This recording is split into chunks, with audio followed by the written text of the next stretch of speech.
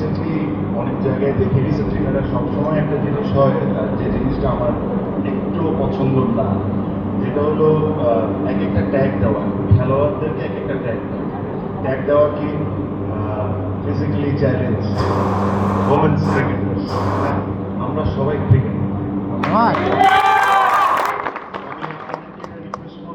অর্গানাইজাররা আছেন প্লাস যারা আপনারা ক্রিকেটাররা আছেন, আপনাদের পরিচয় একটাই, আপনারা ক্রিকেটার্স। ফিজিক্যালি চ্যালেঞ্জ না, এটা বলারও দরকার নেই, এটা কারো জানানোর দরকার নেই, ঠিক আছে? আমার মনে হয় যে আমার বাংলাদেশ ক্রিকেটে যতটুকু অবদান, আপনাদেরও একই রকমই অবদান, যারা মহিলা ক্রিকেটার তাদেরও একই রকমই অবদান।